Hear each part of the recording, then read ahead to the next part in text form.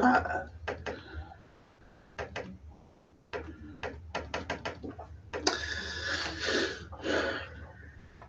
All right, well, this is going swimmingly right now.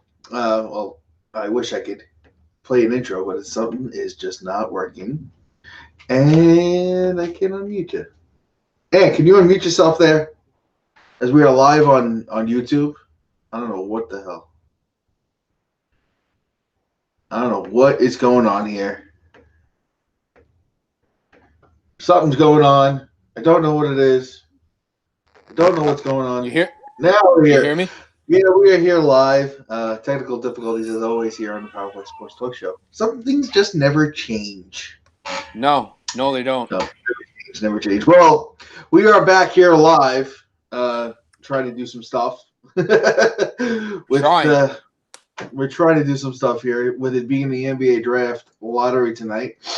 As you see Anthony with his Nick hat on. I am Howard, by the way. And like Howard just said, I'm Anthony. Welcome back, everyone, to the Powerplay Sports Talk Show. It's been a little bit. We tried to do a little resurrection of it with Jared a few years ago. Actually, I think it was like 2 years ago. Wow, you know what? It's about a year and a half because it is about a year and a half. When I first moved to Connecticut. Yeah, it's definitely about a year and a half that we tried to do a little reboot with Jared, and schedules and stuff just kind of didn't work out. If you are a listener of the program previously, Howard's in Connecticut. I'm in Brooklyn. My son's in the bedroom laughing like the Joker, and this is our lives now. Yes. And I'm trying to recover my Facebook password, and it's making me fucking angry. On top of my goddamn nerves that are on fucking fire for this lottery tonight. Well, let's get right into it then. We don't have a phone number to call yet. I'm going to try to work on something like that. And we're going to try to be on Facebook and YouTube at the same time. I'm working on that. Right now, we're just on YouTube. I did share the link to the Facebook page. So just look up the Powerplay Sports Talk Show on Facebook. And I'm going to share the link right now. We are back live. I'm going to share that to my page also. Well, maybe. I don't even know. I don't even know anymore. I have no clue how to use Facebook anymore on the computer. It's crazy. Facebook on the computer is so different. Yeah, I'm like trying to log into my own Facebook right now. And okay, there we go. Howard was live. I don't see I'm looking for the Power Play stream, but I don't really see it at the moment. I have a bunch of notifications from the status that I posted about what a nervous wreck I am. And this is going so well right now. It's going terribly. We're doing all this on the air, and we should have kind of figured this stuff out earlier, but this is what we call in the business no planning whatsoever. No, this is complete unprofessionalism. Oh, there you go. There's the link. Let me just share it real quick. Hold on No, I don't want to share it as Model Home. I want to share it as me. What the fuck? Yeah, I hate Facebook. What the fuck? Facebook on the computer is so different than Facebook on your mobile device. I don't know why. Shit. Hold on. I'm trying to show you something. Look at this. Okay, I don't know if you can read this. See? I can only share it as Model Home. What the? Well, I'm still an admin on Model Home. The Power Play Sports Talk Show, and the Sunday Shoot podcast. Those are the only ways I can share this fucking thing. But wait a second. And I'm very annoyed. Anymore, does it? What's that? Model Home doesn't exist anymore. Oh no, they're dead. So deader page that doesn't exist. Deader than dead. All right, let's see if I can. Okay. Oh, hold on. I think I might have figured it out. Can I share? Share this. Oh, here we go. This has been shared to your timeline. Hold on.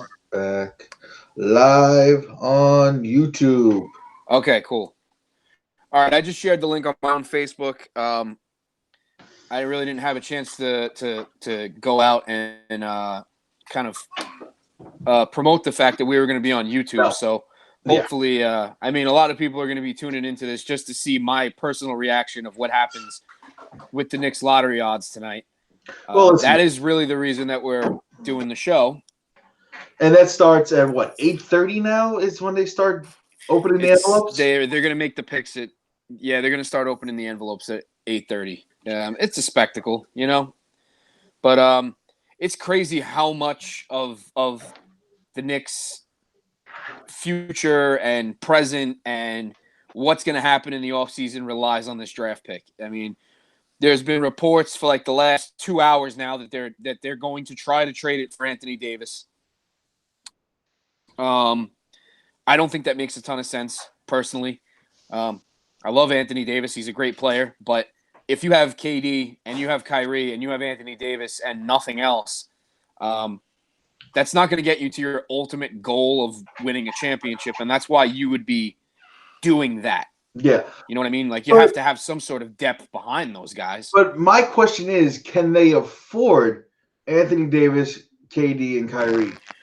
They would be able to, because the first overall pick, it comes with like a $9 million cap hit right off the bat.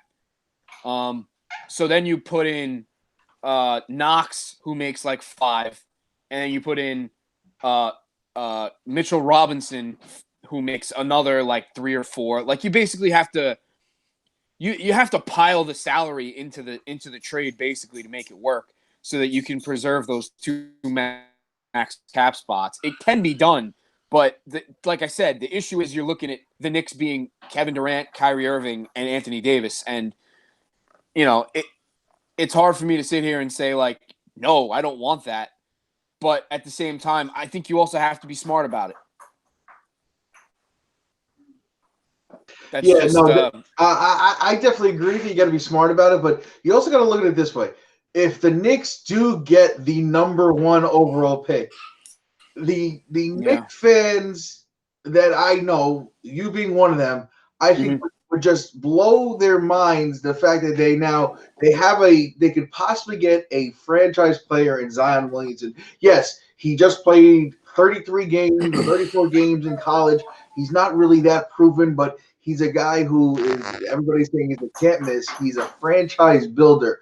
You're going to go out and you're going to trade that away for Anthony Davis, who is injury prone, which we all know well for a big guy. You're going to go out and sign a 30-year-old Kevin Durant, who has injury history.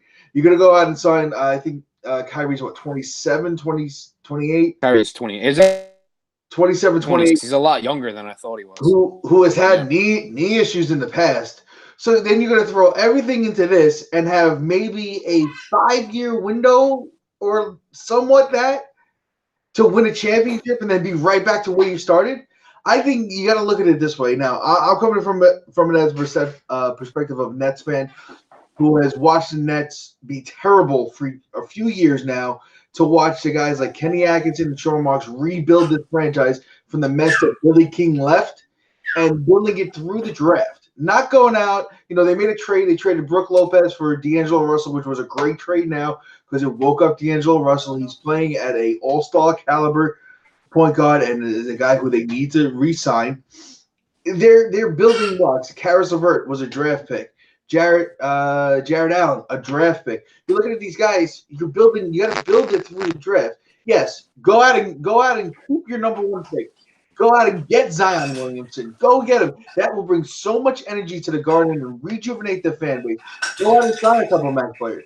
Go out and get Durant and Kyrie Irving then. But then you'll still have your main piece as Zion Williamson to be that building block long after Durant and Irving are gone.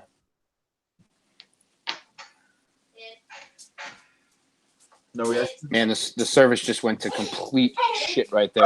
I have a baby and a dog both going crazy behind me. Yeah. So you didn't hear anything. There he is. No, I heard most of it, and I completely agree. I don't know. In my personal opinion, I think having Zion and all of those young guys and Kevin Durant or Kyrie, because I gotta start with that as well. Is like, if you don't get this first pick, you're really, really putting all of your hopes and dreams on Kevin Durant wanting to play here.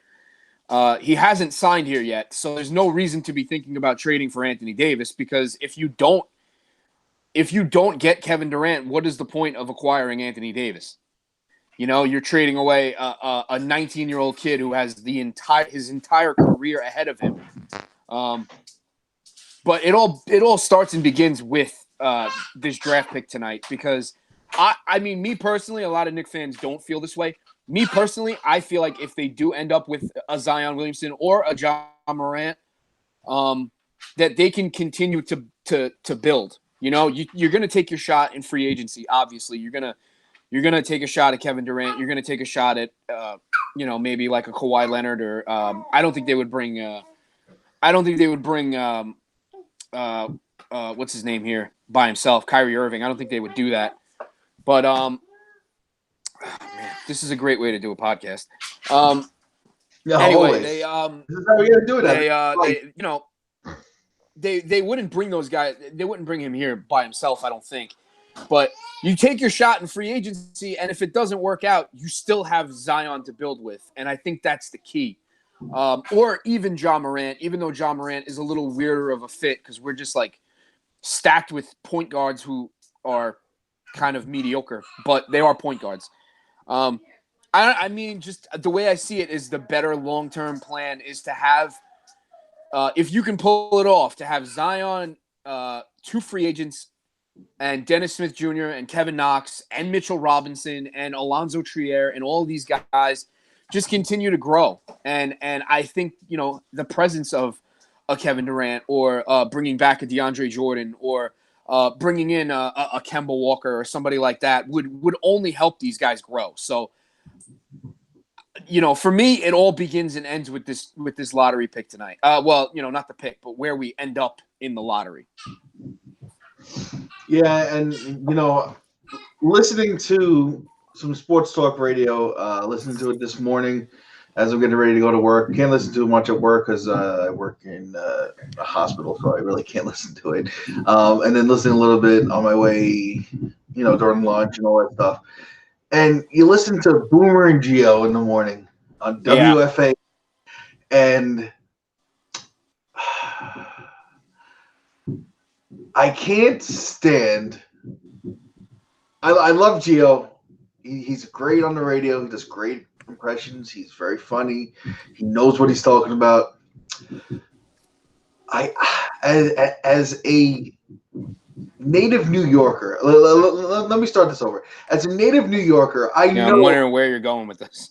I know the Knicks being relevant is better for the NBA than the Nets being in an NBA Finals. I realize that. I do. I realize that. And I've been a Nets fan for a very long time. When they had their run with Jason Kidd, back-to-back NBA Finals, yes. It was nowhere close to when the Knicks are good and in the playoffs and all this stuff. But the Net fan in me wants to hear all these Knicks fans bitch and moan and cry when they don't get the number 1 overall pick, the number 2 overall pick, or even the number 3. So this is going to make for some interesting podcasting, video casting, whatever we're trying to do here at about 8:30 when the draft lottery starts. Because sure is. You being the huge Knicks fan that you are, and I know you, and I've known that since day one, how big of a Knicks fan you are and how, you love basketball and all this stuff. If it's anything but number 1 or number 2, I think you're going to be very disappointed, and I'm going to be very elated. I'll let you know something right now. I've done a lot of homework on this draft. Yeah. I like Jared Culver from where did he – I know he was in the Final Four of the tournament. I forgot what school he played for. I like Jared Culver. I like Cam Reddish. I like Darius Garland. I like Nasir Little, who's a project, but I like him. He's going to take a lot more time than say an RJ. I like RJ Barrett as well. I think RJ Barrett actually, if you're talking fit for the Knicks, RJ Barrett might actually be their best fit because he can play the 2 guard and he he's kind of that athletic wing that they've been looking for. Ja Morant is a weird fit just because, like I said, they have so many point guards already. And Moutier probably will not be back this offseason. Mm-hmm. Frank Ntilikina is going to get traded, and then that leaves you with Dennis Smith Jr. And if you have Ja Morant, I don't know what you really do with Dennis Smith Jr., especially if you're going to pursue a point guard in free agency. So for that reason, Ja Morant probably more valuable as a trade asset. But there are guys that I like in this draft beyond Zion, obviously, and the top three, Ja Morant and RJ Barrett. For me, I'll just put it this way. I am 100% mentally prepared to say, okay, nothing went our way, and we have to just continue on the track that we're going and just keep building with the young guys. Because there are young guys on this team I do like. Mitchell Robinson in the second round was just, I can't say enough about Steve Mills and Scott Perry for making that pick. Kevin Knox has potential as a scorer. Obviously, everything around his game needs to develop. His defense, his rebounding, his awareness, all of that. Pretty typical of a young player. Dennis Smith Jr. has potential as well. He's got to become a better shooter to play the point guard. Alonzo Trier is a guy who could fill it up. I like Dotson. Dotson's got a good motor and he's actually a pretty good shooter. So I think I see some potential with him. So if things do not go our way, if we don't end up with a top 3 pick and we are, picking 5, which is honestly the worst case scenario, getting a guy like Cam Reddish or Jackson Hayes, the center from Texas, or Rui Hachimura from Gonzaga. I mean, they're obviously consolation prizes, but I don't know. Like I said, like it really all kind of depends on free agency. It really does. Like everything. I'll be honest. The what do you call it? I'm trying to gather my thoughts here because there's just so much fucking going on with this. The whole Kevin Durant to the Knicks thing, it kind of reminds me of LeBron last year, and that's pretty much the only reason I've hung on to any shred of hope of it happening, is because everybody last year, before the season was even over with the Cavaliers, was saying LeBron is going to the Lakers. It's happening. He wants to go to LA. He wants to do other things. He wants to pursue stuff outside of basketball. All of this reminds me of what Kevin Durant has supposedly been planning here in New York. Mm-hmm. So for that reason, I'm very back and forth with like listen, if they don't get Kevin Durant and they don't get Kyrie and they wouldn't get Kyrie Irving if they don't get Kevin Durant, but if they don't land a star free agent, then you got to keep going the slow road. Maybe you sign a Jabari Parker for 2-3 years just to see if you can maybe he meets his potential in that time period. He was a former second overall pick. So, Knicks fans don't want to hear that, but if things don't go our way, we have to go back to being realistic about this. A guy like Kevin Durant or drafting Zion Williamson, it accelerates your timeline to win. But if things don't go our way, then we kind of have to come to grips with the reality that they're not going to be this super competitive team next year. No, and I agree with you. You're looking at it where, like you said, everybody knew LeBron was going to go to LA. Stephen A. Smith is saying it's 95% done deal that Durant and Kyrie are going to join up in New York with the Knicks. Well, it sounds like the Kyrie thing is all based on Kevin Durant wanting to go there. Yeah, that I agree with. He's not going to come here unless he's got another star player. But is this going to be Amari Stoudemire all over again? When they went out and they did the whole pitch to LeBron that whole year, when LeBron went to Miami and he turned him down, he turned down everybody else, and then they got stuck holding their proverbial dick in their hands and going out and overpaying a player just to get somebody here. Do you see Dolan and the Knicks or whoever's running the organization in the Knicks doing that just to go out and spend this money because you have it available, or do you think they're going to stay like frugal and No, I do. you don't get these No. If they get Kevin Durant to sign, I absolutely do, because I think Kyrie realized this year in Boston that he's not Batman. I had this conversation with Uncle Scott, I think last week. Kyrie basically came to the realization that he's not Batman. Yeah. But he's a fantastic Robin.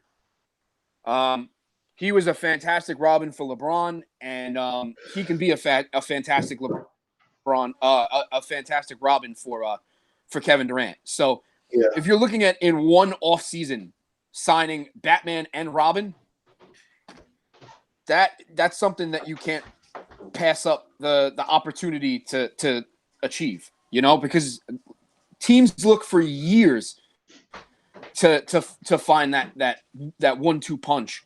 And if the Knicks can do it in one offseason by, just signing these guys, then that's the plan, One of our mutual friends on Facebook, Lee, posted a couple hours ago, the Chicago Bulls will be getting the number 1 pick tonight. Oh, you Nets fans are all just salty because you got eliminated from the playoffs. No. Listen, hey, you take your shots. I'm going to take mine. Go ahead. Okay? You've always taken your shots at the Nets. It's fine. Listen, I am just very pissed off at the way that freaking Greg Giannotti on WFAN just shit on the fucking Nets and just made it like their season meant nothing when it was just a building. They're building. And he shit on the team. And then right there, when I heard that morning, I was like, oh boy, do I hope the fucking Knicks get screwed. That's just the way it is. This is what's going to happen. The Nets are on the rise. The Knicks, hopefully, listen, if the Knicks get the number 1 pick, great. But use the number 1 pick. Don't trade it. Oh, yeah, no, I completely agree with that. Get done. There's no trading that pick for Anthony Davis. No, you can't, because you just don't know if Anthony Davis is going to be healthy enough to live up to the hype that he is, and the contract extension would be massive that the Knicks would have to do. I think that'll hurt them more than it'll help them. Good job. I'm not worried about money when it comes to 3 elite players like that, and I'm not even living in fear of the injuries either. If you have the shot to do that, you take it, but only if it's like the 2nd or 3rd pick. You don't do it with the 1st overall pick. You don't do it with Zion Williamson. No way. You just don't. No. Not that he's a better player than Anthony Davis, but you have to look at it like I said before. You have to look at it like you're going to be trading everything. This is almost, what this is like? This is like Melo in 2010 when the trade that they made was not a bad trade. Danilo Gallinari hasn't gone on to become this amazing superstar. Wilson Chandler never really became anything. That might be Kevin Knox and Mitchell Robinson, but you know what?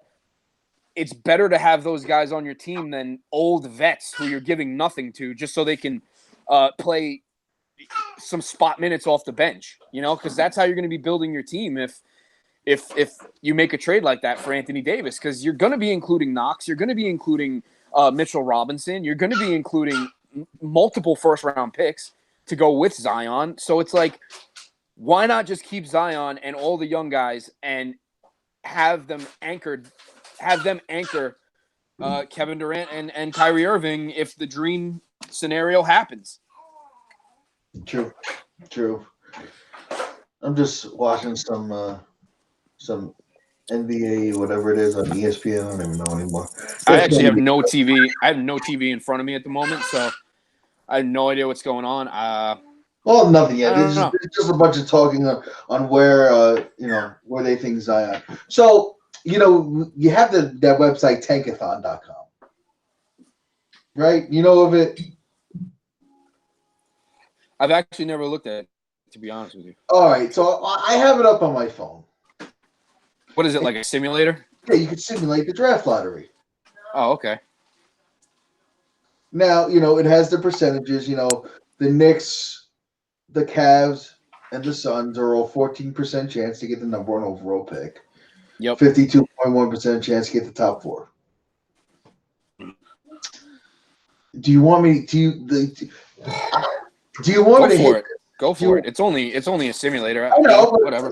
let's see where the first simulation brings us, because I think this could be a look into what could happen in the future. If you think so. So the first sim that I did, the Chicago Bulls get the #1 overall pick. They have a 12% chance, I think. 12.5% for the #1 overall. 12.5, yeah. Yeah. The second overall goes to the Minnesota Timberwolves. That would be like what, a 7% chance, something like that. Maybe even lower than that. Well, the Timberwolves have a 13.9% chance to get a top 4 pick. Right. And then coming in at #3 would be the New York Knickerbockers. They got it, really. Yeah. Wow. Now, would you know what? sign up for the #3 overall? I would. I have to say there is a level of comfort here that we can't fall out of the top 5. I will say that as well. Because like I said, there is some really good players in this draft. It's not just like a 2-player draft. It's not just Ja and Zion. Like, there are really good players in this draft. But like I said, you kind of pump the brakes on your timeline depending on who you get. I would be disappointed, obviously. I've been watching Zion since the Duke year started because I knew what kind of a year it was going to be for the New York Knicks. We all knew what kind of year. Of course. Did we think it was going to end with them trading Porzingis? No. But at the end of the day, whatever. It kind of needed to be done. So it is what it is. I personally feel like they're scrubbing the Phil Jackson era from the front office and from the team. And the last part of that is Frank Ntilikina. So I believe that'll happen as well. So as far as like the #3 overall pick, yeah, it would be disappointing, sure, but the most disappointing obviously would be 5 because I think you're not even looking at a starting player at that point. I think Cam Reddish is probably a bench player the first year. So then you look at it like a project player. Oh, Cam Reddish is absolutely a project player. Yeah, for sure. Without a doubt, he's a project player. But, listen. Go ahead. Oh, no, I was going to say, it is what it is. He's a project. You get the 5th overall pick. You'd like to have a guy that could start. But, hey, listen, somebody could reach up for, I don't know, like one of the other guys that are being – maybe somebody could reach up for max because they need center. And somebody like Jarrett Cole fall to 5. That would be great. But I don't know. We haven't gotten the 5th pick yet, so I don't really want to overanalyze what we would do with the 5th pick because it kind of it's a worst case scenario. Is there any chance in hell that Zion Williamson is not #1? Only, and this is my dream scenario, but it'll never happen. My absolute dream scenario, and people have told me I'm crazy for this, but if the Suns end up with the 1st overall pick, I honestly believe that there is a 50-50 chance that they take Ja Morant. Wow. Because really? You look at their team, and they are loaded with forwards, and they need a point guard. Like, Ja Morant and Devin Booker would be a fucking problem. Like, that would be a nasty backcourt. And I'm honestly hoping that's where Ja Morant ends up because I'd love to see him play with the Suns. I think that would be such a fun backcourt for like the next 10 years. Like, I think the Suns would be in definitely a playoff spot next year if they are in a position to draft Ja Morant. It's not that Zion doesn't fit their team. He does. But I feel like Ja Morant is more of what they need and what will benefit them moving forward long term. Having that playmaking, athletic freak of a point guard to go with Devin Booker and DeAndre Ayton and TJ Warren and Josh Jackson and guys that are just athletic, and he can play off all of those guys and set all them up. Ja Morant in Phoenix would be so fun. It really would. So I think that's probably the only scenario where somebody would pass on Zion. I have heard that the Bulls love Ja Morant, but I don't think they would pass on Zion. I really don't. I absolutely do not see the Knicks passing on Zion. The Hawks would not pass Zion. They have Trae Young, so they wouldn't draft Ja Morant. I will say, I mean, I there was this video going around, and it was supposedly a leaked. It was supposedly a leaked ESPN rehearsal video from inside the draft room, and they were rehearsing what the top 5 would be, and it was the Knicks at 5. Ugh. So that's a great way to start the night. Love it. I love it. Yeah. I think it was the Hawks at 4, the Bulls at, the Mavs at 2, and the Suns at 1. And let me tell you something. If the Mavs end up in the top 2, it's bullshit. I will be fucking livid. Listen. Livid. That fucks us in so many. All those future picks we have from them mean dick, because they're either going to get Zion or Ja Morant to go with Doncic and Porzingis. So that fucks us right up the ass as far as those picks go. And they're going to jump ahead of us in the fucking draft. Dude, I would be so goddamn angry if it goes down like that. If Cleveland somehow manages to get a top 2 or the first overall pick again, this would be like the 3rd time in what, 18 years or something, because they have LeBron. 5? Oh shit! This would be their 5th. This would be their 5th first overall pick, because they had LeBron, they had Kyrie, they had Anthony Bennett. Yeah, that was a disaster. That was. And they had Andrew Wiggins, who they traded for Kevin Love. So they would have 5 first overall picks in like the last 15 years, something like that. I know it's a lottery, and I know it's random bullshit. Yeah. Can I just rant real quick about the actual lottery system? Go ahead. Because I think the idea that this like it would deter team from tanking, but it also hurts the teams that don't have the fucking talent to get better. You know, I don't think purposely went out this year and sucked. I really don't. I think they tried. There were games where they fought and they lost because they don't have the talent on the floor. And if you're going to take teams that just barely miss the playoffs and give them a shot at the number 1 overall pick, like, how are you ever improving any of the teams that you have in the league that suck? Like, this is part of the reason why the Knicks have never been as good as they should be. Because look at the fucking Porzingis draft. They were number 2 in that draft. They got jumped by the Lakers. And then the Lakers traded D'Angelo fucking Ness for Brook Lopez. Yes. Okay? So the Knicks should have had that 2nd overall pick. They should have. I don't know if they would have taken Russell. I don't know if they would have taken Jahlil Okafor, the star he's turned out to be. I don't know if they would have reached for Porzingis. I don't know what they would have done. But the point is, when a team sucks like that, maybe they need that pick. You know, maybe it's not a San Antonio Spurs thing where the team openly decides, like, we're not gonna try this year. You know, so there's a serious drawback to that where, I guess you can say that it deters teams from wanting to lose, but some teams don't have a choice but to lose. It's a talent league. It's a star-driven league. The Knicks with no stars on the floor are fucked. They're fucked. The Suns with no stars on the floor, Booker's a star, and they're still fucked. You know, the Hawks with no stars on the floor, they're fucked. So all these teams at the bottom of the Bulls as well, all these teams all of these teams that are not going to get that top pick and not going to get that talent that's going to bring them to the next level. Look at the Sixers. You know, they drafted in the top of the draft a bunch of years, and now they're in the fucking playoffs. You know, it's like, teams can't tank forever.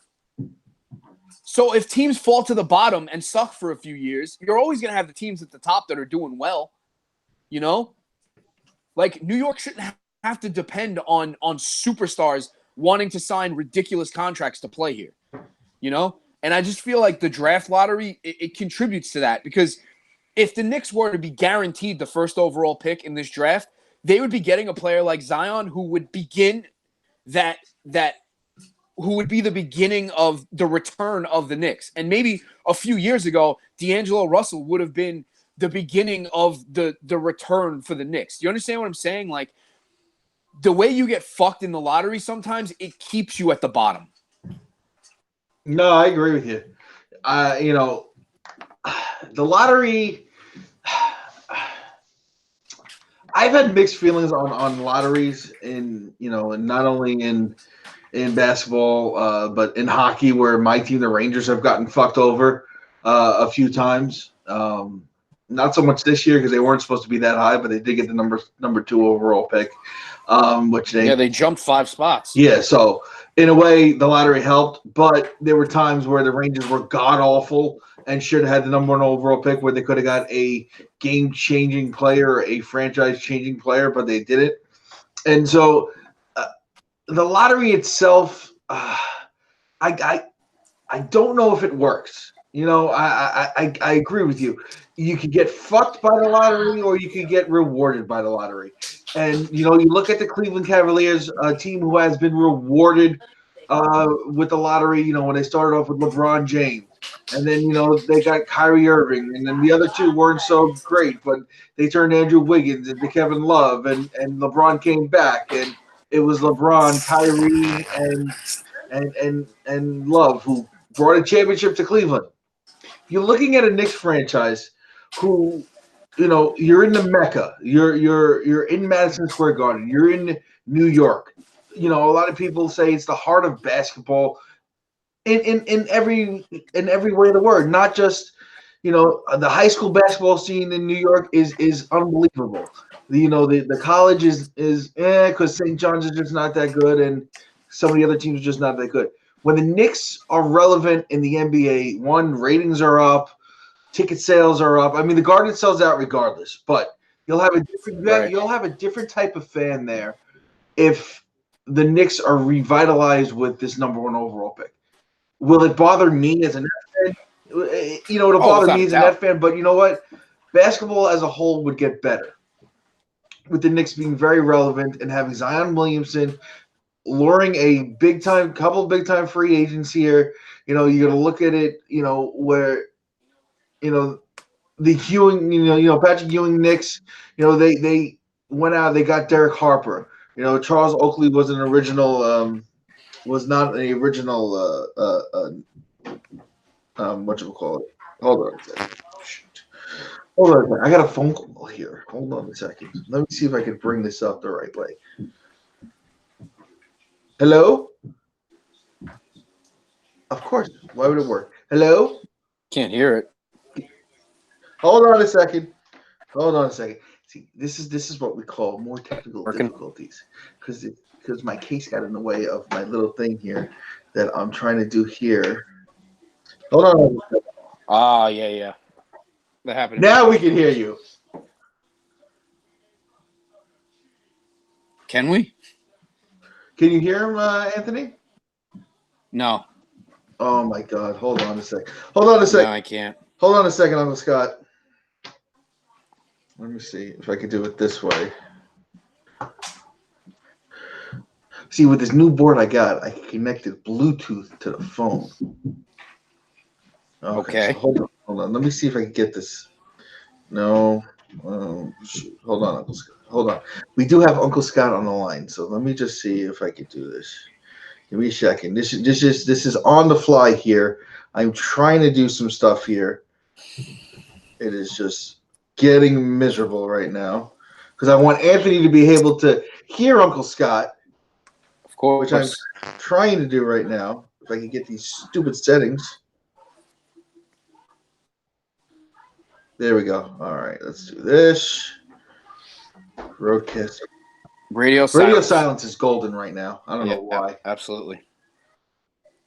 So let's do this. Get rid of that. Oh my God, we're an hour away. Fuck me. Uncle Scott, can you hear us? I can barely hear him. Hold on. Barely hear him. No, I know it's not on you. It's definitely this setup.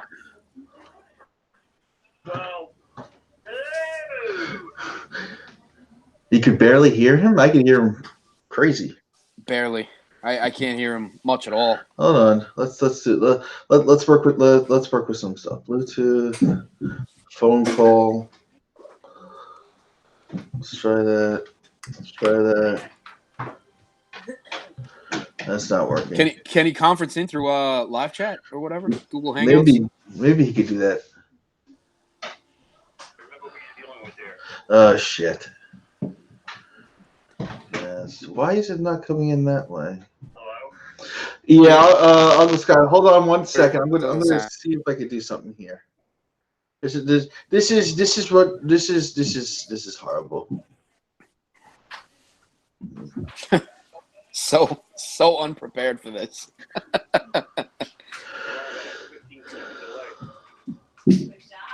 Yeah, that's a normal 15-second delay. Why is that? Just want to make sure it's the first floor on the new revised Power Play show. The revised Power Play show is like worse than ever. Working out all the kinks on air, which is always professional. Uncle Scott. Uncle Scott. Anthony, can you hear him now or no? All now. What? Jeez, I think can he download Google Hangouts and conference in? It may be you. Me? Maybe it's me. It's always me.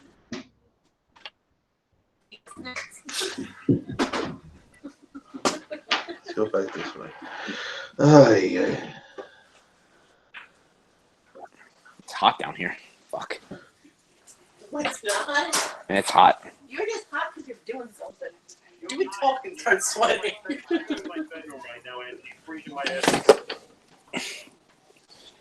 Just cracking my window a little bit. I can't go to advanced. I'm trying here. I'm trying to figure some stuff out here. Maybe we do this. We do that. Phone call. Uncle Scott. Anthony, can you hear him? Very little. Oh, very little. Very, very little. It's 7:45. Well, this is going swimmingly. Yeah. I'm glad everybody's here. Whoever's watching, just know that this will probably be figured out in about 6.5 years. Yeah, probably. Imagine when I get my studio and we try and link up. How I think that might be better. Work. I think it might work better that way. Yeah, maybe. Hopefully. Is there any kind of like a chat? No, right?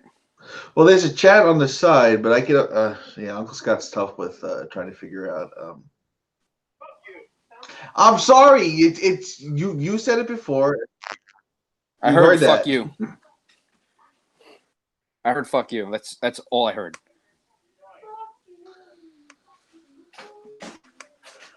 You got nothing. Hold on. Let me see. Maybe if I send you a wait, hold on. Why are you wearing Targaryen t-shirt? Because I bought some Game of Thrones t-shirts. That's why. Targaryen? Yeah, that's right. He's a Targaryen. Oh, there's some. Somebody said Lakers getting a top. Lakers said. Somebody said Lakers getting a top 3 pick. Watch, I'll kill myself. Uncle Scott, can you hear Anthony? Next step. But you can't. But Anthony cannot hear you. Unbelievable. It just sounds on speakerphone. I can hear him. I just can't hear him great. I mean, listen. If it sounds okay on your end, then it's fine. If it sounds like on my, it's just gonna sound bad, you know.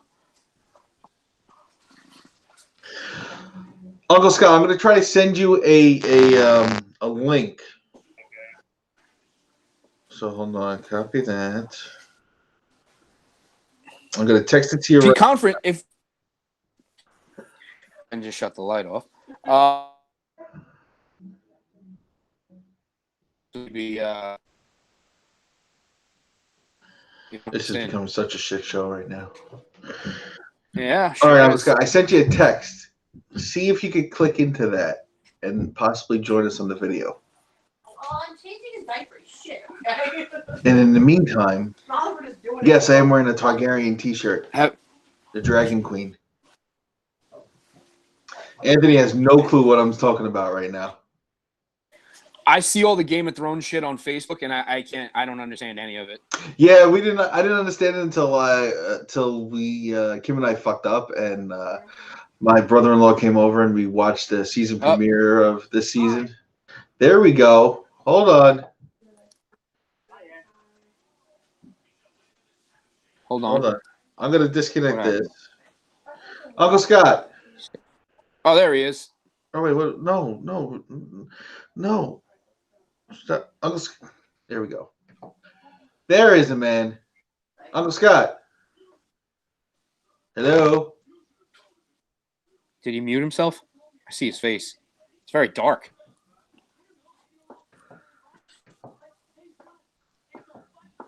This is going great. Oh, this is going great.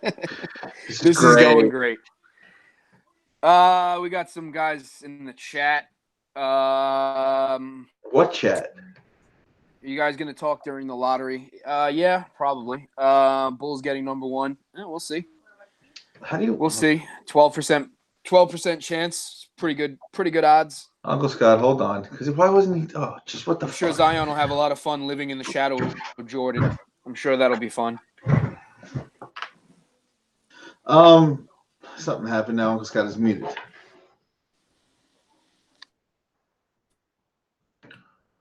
Why can't I unmute them?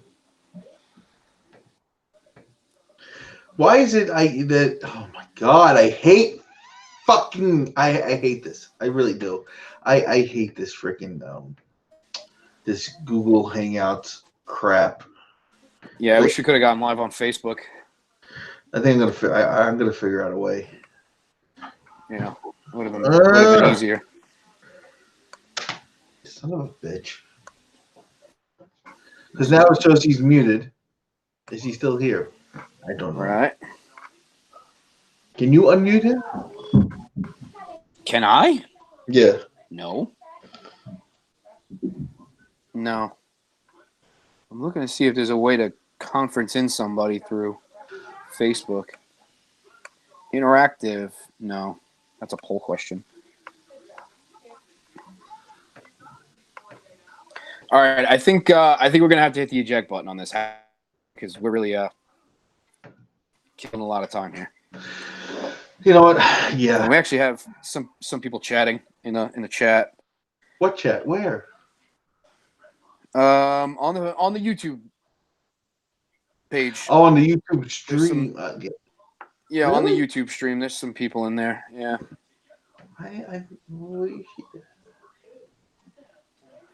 So I don't even know where we were. Yeah. I didn't even know those guys. Yeah, I have no idea. But keep them coming. Whatever. I don't even know what we were talking about. I don't know where we were. We were talking about obviously the lottery, obviously the draft. There's been a lot of shit going on with the NBA. I mean, they have to be very happy with the amount of attention the product is getting at the moment, even without LeBron in the playoffs. Yes, it doesn't make that much of a difference. You'll be okay with the 31% of bronzexuals who are too salty to watch the playoffs. Jeez. But, oh, yeah, no, that hate hasn't gone down at all. At all. But, yeah, I think the playoffs have been fun. The Golden State Houston series was fun, even though Durant got hurt and Houston choked, and Curry came to life in the fourth quarter there on Friday. And Milwaukee and Toronto is going to be a lot of fun. It'd be interesting to see how Kawhi matches up with a guy like Giannis. I mean, that shot that Kawhi hit was probably one of the most unreal shots I've ever seen. And with that, with the way that he is playing in the playoffs right now, Kawhi Leonard, he is the guy that I would love to see the Nets make a run at. Now, do I think he would come to Brooklyn? Probably not. So I would like to see them go after him and try to persuade him to come to Brooklyn to play with D'Angelo Russell. You know, you got Jared Allen, Karis LeVert, and they're gonna have another first round pick this year. Granted, it's not a top pick, but they made the playoffs. At least they have a pick. But that's a guy who, with the way he's playing now in the playoffs, and everybody's like, oh, he quit on his team last year. He quit on the Spurs. He did this. He did that. You know what? He's showing that he is one of the top players in this league right now in the playoffs, and taking that Toronto team to someplace where they probably don't go if they don't have him. Yeah, I mean, I think it's probably I think it's down to two teams for Kawhi. I think it's either the Clippers or back to Toronto. I don't even think he'll entertain the Knicks. I don't think he's going to be into the whole New York basketball thing. I don't think I haven't considered Kawhi at all. I mean, obviously, any team should love to have Kawhi, but I don't. He hasn't really been that hot topic in entering free agency, just because it feels like he's either going to go back to Toronto or he's going to sign with the Clippers. I mean, the Clippers look pretty good. You know, the fight they put up against Golden State in the first round there. I think they showed you something. But if I had to put money on it, I think he probably stays with Toronto, to be completely honest with you. Really? Yeah, I think he stays with Toronto. I see you. Do you see me? No, I don't see you at all. Yeah, this is going great. This is going fantastic. This is fantastic. Oh yeah, this is going great. I'm gonna have to do some research and see what happened. Do Facebook Live with like two people, because I see it all the time on Facebook that you see multiple people from different places. Yeah, what the hell did Andrew do for his fucking wrestling show? Who? Andrew. He still does his wrestling show? Well, he was. No, he had two cameras in his house. Oh. That's they weren't in different. They weren't in different places. No, they were right next to each other. Ah, okay. But there are ways of doing it. I was just looking at it just momentarily just now, so I'm going to do some research this week, and I'm going to try to figure it out, because realistically, I think Facebook is more reliable than YouTube. As sad as it may sound. Yeah, I think so. Plus you need a better internet. I think so as well. This is not charging my phone. Why is this not charging my phone? Oh, there we go. You need better internet. You need to move out of the basement, or get a hard wire with a computer, because that's what I did to the computer down here in my basement. I had my brother-in-law route a wire down here to the basement, and I'm hardwired. So, yeah, I got a very strong. This is fantastic. That's good. The signal is strong with me. Yeah, that's great. So yeah, I was trying to, I don't know, just switch it up a little bit from just the draft and the lottery and stuff. Just because there's so much more going on with the NBA than just the fucking lottery tonight. Like Golden State and Portland are going to be starting their series tonight, which I think will be good, but I don't really see much of a shot for Portland as well as they've played and as much as they've opened some eyes with their play. I think Golden State's going to run right through them. They kind of play the same way. Curry's kind of like a better Lillard. Thompson's like a better McCollum. So, I think it'll probably be like Golden State in like 5. I really think the Golden State Warriors won their finals when they beat Houston. I don't think they're going to have much of a problem winning a championship from this point on. Even without KD right now for games 1 and possibly game 2? Yeah. As long as they have him back in the finals when they're going to have to deal with either Kawhi or Giannis, I think they're fine. I don't think there's a problem. Who do you think comes out of the East, though? Do you think it is going to be the Greek Freak or Kawhi and the Raptors? It's tough to say. I mean, Kawhi has a ring. Giannis does not. But Giannis he's every bit the freak that people said he was going to be. And I don't know. I have a tough time seeing how Giannis is how Leonard is really going to be able to score as freely against a guy like Giannis because he's so big and he's so long. And he's actually very fast for his size. So he can't really shoot too much, but I don't know. I'd probably – I mean, I think at the beginning of the playoffs I picked Toronto and Golden State.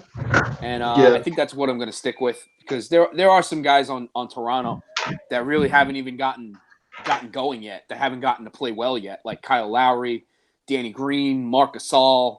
Siakam's been kind of quiet. So Toronto really haven't played up to their potential yet either. So, yeah, if I had a gun to my head, I'd probably say Toronto. Probably Toronto in like 7 though. That's gonna be a wild series. I think that one's gonna be back and forth all the way.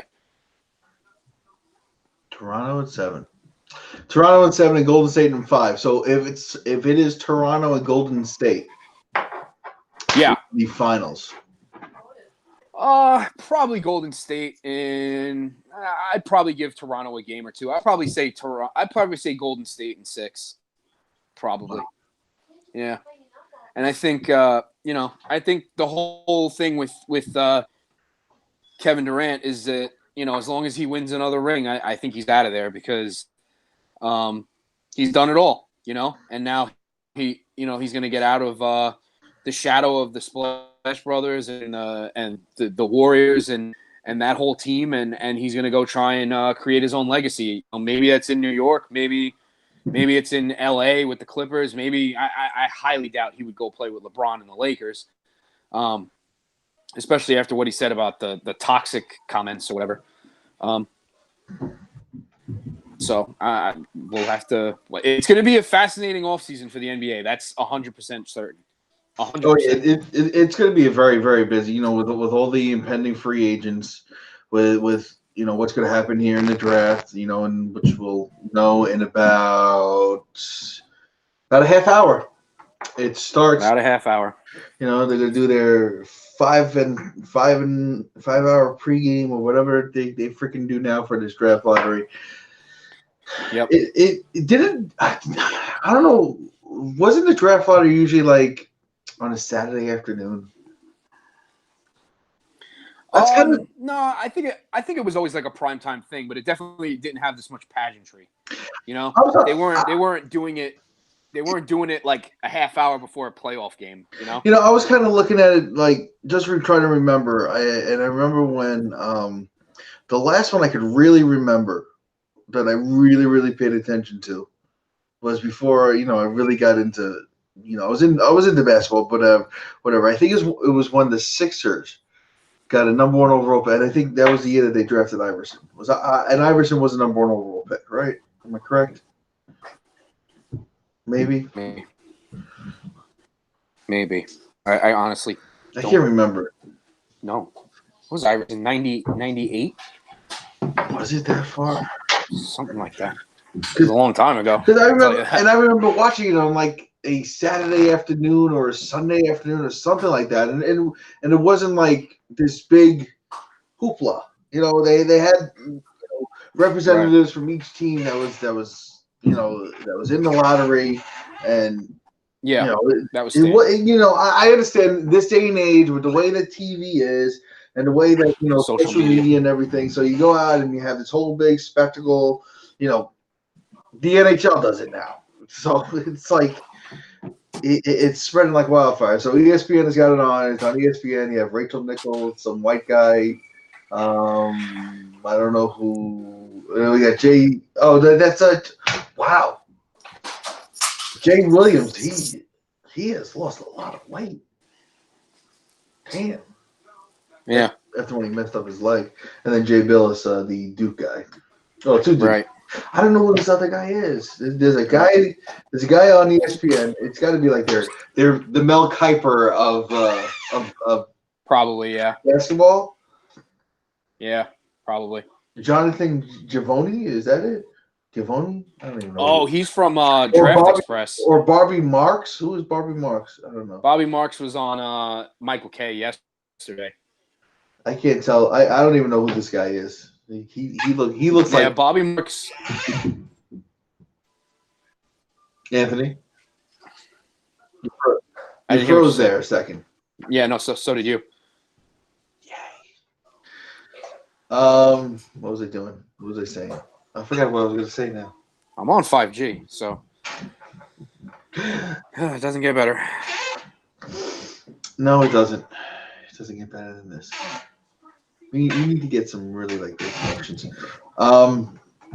But Jesus, 38 minutes. Are you kidding me? 38 minutes. So that puts it to 8:40. 8:40 now is when the picks are going to be revealed. Yeah, basically. So they're going to sit here for 38 minutes and talk about what could possibly happen. What could happen? Yeah, I mean they did that during the football draft too. Well, they got Jay Billis's best available player. So you got Zion, John Morant, R.J. Barrett, DeAndre Hunter, and Kobe White. Wow. That's his top 5. No Culver. Okay. All right. That's Jay. And I mean, Jay Billis. You know, he's really good at doing what he does. And yeah. Well, I mean, like I said, after 3, you really get kind of you have a drop. Yeah, it's not so much. It's a drop. Yeah, but it's very mixed together. You know, like whether you take Cam Reddish or Jared Culver or Nasir Little or Jackson Hayes or Kobe White or any of those guys at 5, it's not going to be that big of a drop off as far as that talent goes. Like it's very mixed up in the middle. Mm-hmm. You know, like you're not gonna. I mean, one of those guys is going to be a diamond in the rough because they always are. You know, Donovan Mitchell was taken with the 12th pick 2 years ago, and he's a star. So, you know, there's always going to be that guy that falls through the cracks and somebody gets him. I mean, you're talking about that. You look at a guy like Dwayne Wade. Well, he was the 3rd. Well, he's the 4th overall pick that year. So was he? Was he 4? I believe he was. It was LeBron, Darko Milicic, Carmelo. Darko. Oh my Darko, goodness. Yeah. It was LeBron, Darko, Melo, and then I believe Wade. Hold on, I'm gonna look that up right now. I believe. Could be wrong. I don't know. Darko did win a ring though. Son of a bitch rode those coattails. Pistons? Yeah, 06. 2003 was the year of that draft. Yeah. 2003 NBA draft. Draft selections. LeBron James. Hey, come on. Can I get the order? All right. Oh, so it was LeBron James, Darko Milicic, Carmelo Anthony, Chris Bosh, then Dwayne Wade. Oh, Chris Bosh. Okay. All right. Well, he was the 5th. He was the 5th overall pick. So, guy's a Hall of Famer. So. Do you know who the Knicks picked with number 9 in that draft? Oh, 20. What was that? 2003? Yeah. Wasn't that Zebo? Nope. Trevor Ariza. No. That was later on. 2003. That had to be just somebody completely irrelevant. Like, they never became anything in the league anywhere. Am I right about that? I don't think he did. Yeah. You want the college he was from? You could give it a shot. I mean, I don't know if Georgetown. I can get it. Georgetown. Shit. Oh, wasn't it a white guy? No, this was not a white guy. No. But it was one of the many irrelevant white guys that we drafted. No. Frederick Weiss or fucking Andy Rottens. Yeah. Do you give up? Was it Nene? No. They drafted Nene? Yeah, they did. Oh my god. Yeah, they did. And I think they actually traded him for what was that other guy? Antonio McDyess, I think. Well, the Knicks had 2 picks in the 2003 2 first-round picks, I think. That's what it looks like. Okay. Number 30 would have been the first round, right? Yeah. Yeah, 30's first round. So with the number 9 pick in the 2003 Jesus. draft, the New York Knicks Oh, that's selected high. Michael Sweetney. Oh, Michael Sweetney. Fuck me. That's right. Yeah. And then with the 30th I should pick have known that one. Yeah. from Poland, Maciej Lampe. Maciej Lampe? Yeah. No. Nothing ever became of whatever the fuck you just said. Lampe. Lampe. Lampe. Yeah, nothing ever became of fucking Lampe. That's right. The New Jersey Nets at the time, they took Zoran Planic. They love those international guys. They always have. God. Yeah, they have. Jeez. God, So, looking back at that draft. Hold on a second. Looking back at this draft, okay. 20 minutes. We got 20 minutes, Kirk basically. Heinrich went number 7. Mm-hmm. TJ Ford went 8. Wait, who went number 7? Kirk Heinrich. Oh, okay. He went to the Bulls. He had a He decent carved career. out a pretty good career. Yeah, he had a decent career. He made some money. Good shooter. TJ Ford 8 to the Bucks. Oof. Jarvis Hayes number 10 to the Wizards. Oh boy. Mikhail Petrus went to the Golden State Warriors at 11. Wow. Nick Collison to the then Seattle Supersonics. Right.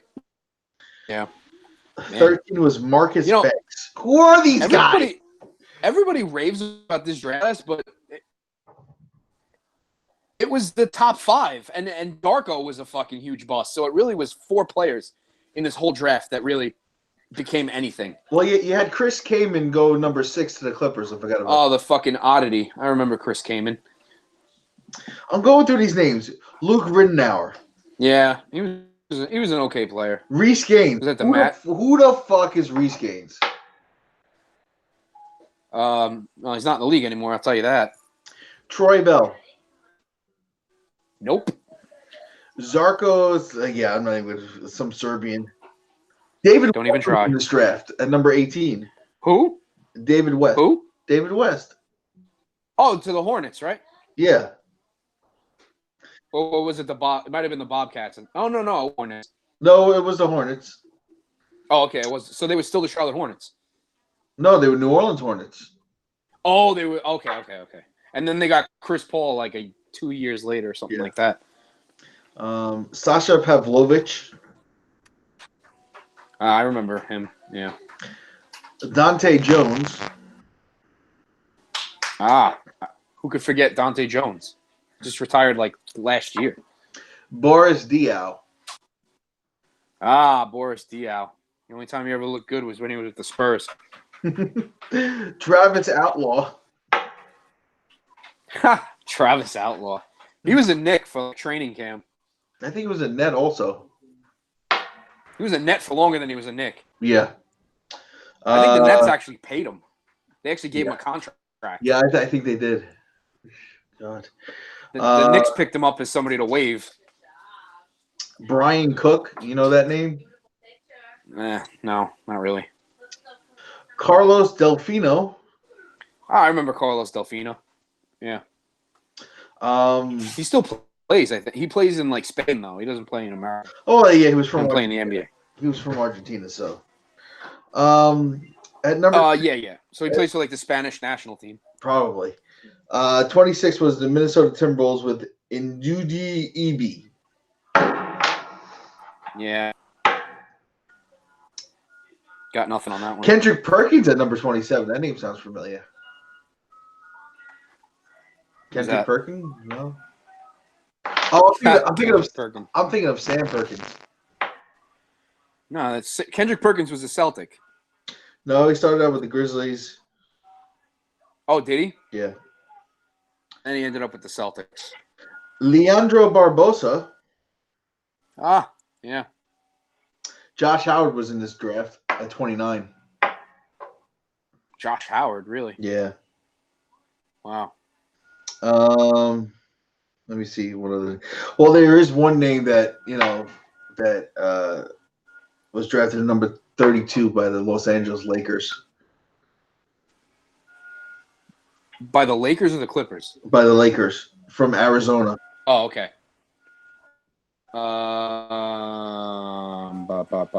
Fuck.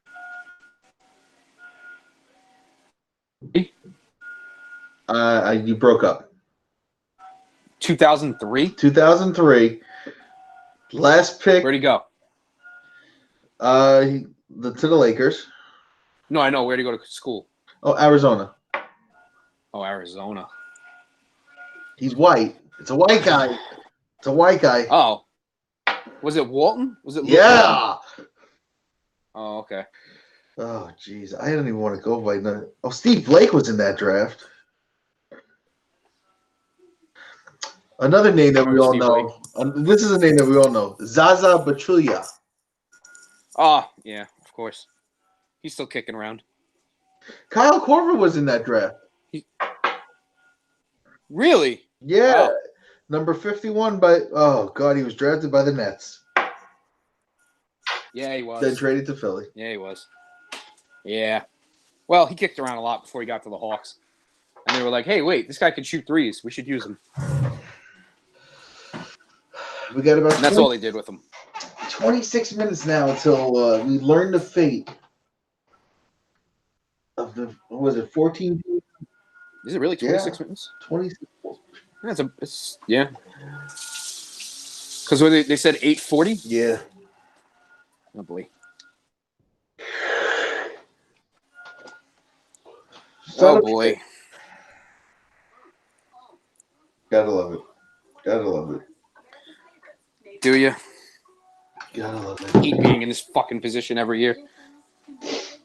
Well, maybe if you guys, get Zion Williamson at number 1, Yeah.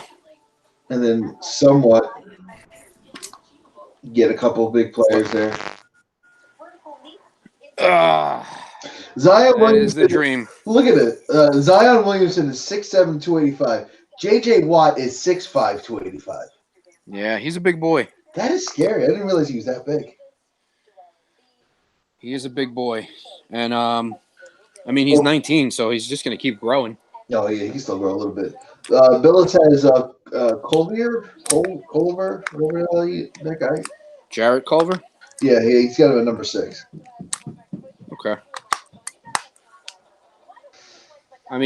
That would probably be my 4th or 5th pick. Oh, they're actually talking about the Knicks right now. Yeah, I see. They got the alien Adams. What's his name? Adams? Nosferatu. Yeah. Nosferatu! Fucking vampire-looking fuck. You better give me the goddamn first pick. I always think Scumbag. he looks like the aliens from all the alien movies. Whatever alien movie there is. Yeah. Like that. Well, he is very he's very yeah. He's very lanky. Yeah. Yeah. So let's see. It's New York, Cleveland, and Phoenix with 14%. Chicago with 12%. Atlanta with 10%. Dallas has a 6%. Man, the Lakers have a 2%. The Lakers have. If Dallas got the number 1 overall pick, that would just. God, I think. I just want to. We have to stay here, and we have to be on the air for when the Knicks pick is revealed, because I want to see if you actually just blow a gasket. Well, Ben's sleeping in the other room, so I'm trying not to be that loud. And you might have to go outside to your car. Yeah, depending on how things go. If the Lakers end up with the first pick, I'm definitely going out to my car, screaming for a solid 5 minutes, because that's fixed. There's no 2 ways about it. They're fixing the lottery so the Lakers have the best asset possible to trade for Anthony Davis. There's nothing else that can be said. The Lakers have a 2% chance of getting the number 1 overall pick. Exactly. And the Mavs have a 6% chance. So that's, yeah. DeAndre Hunter, he's a guard? You know what? Well, the Mavs pick. Yeah. Is it Is it a protected pick? 'Cause it looks like wasn't that traded to Atlanta? It is. It's like top 5 protected. So if they fall out of the Okay, top 5, okay, I see that now. Yes. Okay. yeah, they fall out of the top 5, they don't get a pick. So there's a lot riding on that because if they don't get a pick, then that makes them a worse team. That improves those future picks we got for Porzingis, you know? So, and I think there's some sort of vesting option or something. Like if they don't get a pick this year, then their 2021 pick that we have becomes like 2022. Something along those lines. I don't even know. There's a bunch of protections on all these picks. Well, rest easy, Anthony. I just did another simulation. Oh, did you? Rest easy. Why is that? Because the number 1 overall pick goes to the New York Knicks. It doesn't make me rest easy at all. Doesn't. Nothing is gonna calm me down until this is over. Oh, you know, nothing's gonna calm me down. Like, I just have the feeling like it's gonna be quick. It's just gonna be like they're gonna get through the 6th pick, and then they're gonna be like, and the 5th pick goes to the New York Knicks, and there's just gonna be this fucking groan. Like the whole city is about to groan. That's the way I feel. I have like this impending doom right now. I really do. Oh, I believe that. I believe that the whole city will groan because there's a lot of Knicks fans out there, and a lot of Knicks fans have their hopes and dreams. That's in that envelope. Yeah, it is because the dream off season begins with them getting Zion.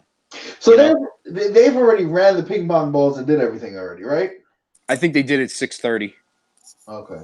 Yeah, I was reading it. That's why I didn't really buy that video that surfaced because they didn't even do the drawing until like 7:00. They were like starting it at 6:30. That video came out about like 5:00, something like that. That's when I first saw it when I first got home from work. So. And does anybody in the NBA know the order right now? I mean, maybe, maybe. I don't know. So you don't know if they have somebody in the room when they're doing this because isn't the lottery run by like a third party organization or something? I think so. I don't know. Yeah, I don't really know the answer to that. I wish I did, but I think there's probably only like 3 or 4 people on Earth right now that know what the lottery is going to be. I go back to when they were announcing the draft lottery in the NHL, and I had no, I really didn't watch that much hockey this year because the Rangers sucked, and what I did watch wasn't good. And then when I see draft lottery's on, I'm like, oh, okay, let me watch it. And then they get to the top 5, and I'm like, oh, okay. Top 4, and then they're left the top 2 with them and the Devils. The Devils get the number 1 overall pick, and they get the number 2 pick, and it's like, all right, Can't be mad at that.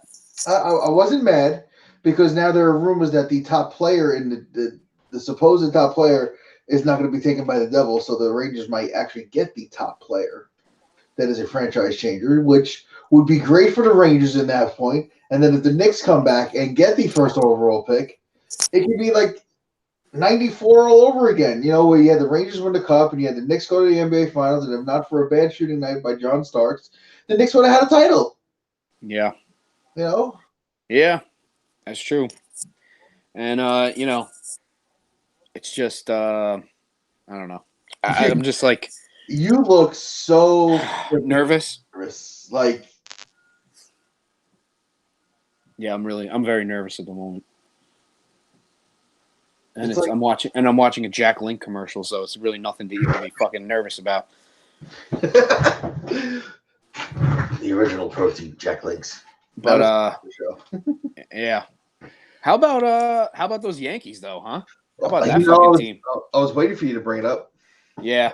Well, we could kill some time before this lottery begins. 17 different players have been on the injured list. And now I think Andujar is done. I don't think he's coming back. I think he's definitely getting the surgery. He has to get it. He should have gotten the surgery already when they figured out that he had a torn labrum. That does not heal. You have to have it fixed. He's going to lose the rest of the season. Hopefully, he'll be ready for spring training next year. And I got to say, you got to give Cashman a lot of credit now. The moves that he has made, DJ LeMahieu has been huge. Definitely. Going and finding Gio Urshela, who? It's funny because they actually did sign him last year. They picked him up off waivers from Toronto. Yeah. And he played in Scranton. He didn't get called up, which was I was a little surprised about because I was monitoring what he was doing in Scranton, and he was actually playing pretty well in Scranton. And when I saw he got the invite to spring training, I was like, I think this guy he's gonna be on the main roster at some point this year. And he's worked out perfectly. Anthony, don't use the word main roster, please, because that's gonna make me want to throw up. What did I? Oh my God, that's a WWE thing. Oh Jesus Christ, my bad. Please, my bad. I'm just watching highlights of Zion here, and it's just like I'm on autopilot as I'm talking. I thought, I thought at some point he could be on the 25-man roster and there you go. And contributing this year because his glove is always been. Even when we were playing the Indians in the ALDS a few years ago, he was the third baseman. He couldn't really hit, but his glove was fantastic. So, I always remembered that. So when we signed him as a minor league guy, I was like, maybe this could become something. And that's worked out just huge. And even, he went and got Cameron Maben on just like hey, I need an outfielder. And he's come and he's played just tremendous. So, Cashman deserves a lot of credit. I hate to say it, but even Boone does as well. Yeah, Boone has managed the guys really well this year, I think. He's seen guys struggle, and he knows I think he's finally get a better grasp of being manager. After the year last year and all the criticism that he took, he's still getting criticism, of course, because that's what we do here in New York. But he should for the Red Sox series because that was some of the worst bullpen managing I've ever. That was some of the worst pitching managing I've ever seen in my entire life. Like Joe Girardi was probably crying watching that. Oh yeah, definitely. And you look at it, not just Gio Urshela. You look at Luke Voigt last year picking him up. You look at all these little moves by Cashman, and it's just it's Herman. Look at Herman. Domingo Herman has been fantastic. He pitched pretty well last year. He had like 4 games where he pitched really well, and then he just fell off, and he couldn't get anybody out. This is more of a consistent basis. I think they worked with him in the offseason, getting him some more stamina, getting him to just trust himself more. And you can see it. He's just been fantastic. With Luis Severino being out and not coming back until after the All-Star break. After the All-Star break right now, if he comes back at all. Yeah. You don't know. Tanaka's been up and down. Paxton was doing great, and then all of a sudden, bam, he twists his knee or something. Yeah. Sabathia he's been Sabathia. Happ has been up and down. Yeah. You look at it and you still look at this and you're just amazed that this team is just a half a game out of first place. And it's weird because they've actually gotten better since the injuries. Like I remember at the beginning of the year when they were struggling to be, they started off the year, losing a series to Baltimore, losing a series to Detroit, and you're going like this team can't hit with runners in scoring position. And I remember, talking to Uncle Scott about it, and I don't think there's any coincidence that this team has such a high strikeout rate and they leave as many runners in scoring position as they do, because when you're not at least manufacturing some runs, when you're always waiting for the long ball, you're going to leave a lot of guys stranded. Like that's just going to happen because you're always swinging for the fences. And I just hope that. Obviously this team is going to get even better when these guys get back. I think the bullpen really has rounded into shape. Like the bullpen, Tommy Kahnle's had such an incredible year so far. I mean, he hasn't given up an earned run since I think the first week of the season, something like that. He gave up a couple of earned runs last week, but they were all unearned because of errors. So he's been incredible. Ottavino's been a little up and down, but he's been really good. Chapman's been solid. Britton started off bad, but he, he's gotten better. And then you have Chad Green, who just came back from the minor leagues because he was so bad, and he struck out the side on Sunday. So the bullpen, I think, as long as that holds up and that is as dominant as it should be, I think they're going to be in good shape. Like they score a couple of runs, the starters don't look terrible, and everything should work itself out from there. Especially when they get guys like, they just got Hicks back, even though he has yet to play with these 2 stupid rainouts. But you get guys like Judge and Stanton and Didi, who's almost right around the corner from the Tommy John surgery. You get those guys back, and I think the Yankees are in really good shape. Yeah, you look at the guys contributing now. Luke Voigt, Gleyber Torres has done really good. DJ LeMahieu has been fantastic. Gio Urshela at third has been unbelievable and hitting the ball. And you don't expect much hitting from Gio, but he's gone out and he's gotten big hits. He's gotten timely hits. And, then you look at the outfield. You're missing Judge. You're missing Stanton, but you have Gardner, and then you have Cameron Maven, and you have they sent Tauchman down. He's back tomorrow for the doubleheader. I have a feeling they'll send back one of the pitchers when because they're only carrying 2 bench guys at the moment, which is Estrada and Romine. Yeah, which is like I just can't. I know next year. I think it was next year they get another player. It's gonna be a 26-man roster now next year. Are they really extending the roster? I think I was. It's all with these new rule changes. They're doing all these other rule changes that a pitcher, if he starts the inning, he's got to face 3 batters or something like that. I fucking hate that. That I don't so agree stupid. with. That's so stupid. That's not going to do anything for pace of play. Me and you, I feel like we've been saying this for fucking years. The only way to improve the pace of play is to call more strikes. Call the rule book strike zone. It's the letters to the knees. You call the strike zone. There's more strikes. There's more strikeouts. Or There's more swinging. There's more swinging. That's the point. You're going to put the ball in play more. And right. You never hear, like you listen to sports talk radio, you listen to all these guys talking about it, and you never hear them mention the strike zone. No, they don't. Never. They don't mention the fact that the strike zone changes from inning to inning. It changes from umpire to umpire. Yes. There's no consistency to it whatsoever. Guy hits the outside corner and it's a strike one batter, and then 2 innings later he hits it the same exact spot. It's not a strike anymore. As sad as it may sound, I think we're getting to the point where there's an automated strike zone. 100%. I don't know how they're going to do it, but we're absolutely headed towards a robot calling strikes, without a doubt. And then you're going to get the true strike zone, which is the letters to the knees. Yes, it'll have to adjust for each player. A guy like Judge is going to have a bigger strike zone than a guy like Altuve, which is, it's given. But that needs to be the strike zone. Yeah. It does. It does. And I think, hitters are going to have to adjust to that because it is going to be a bigger zone. And I think a lot of the borderline calls are going to go the pitcher's way.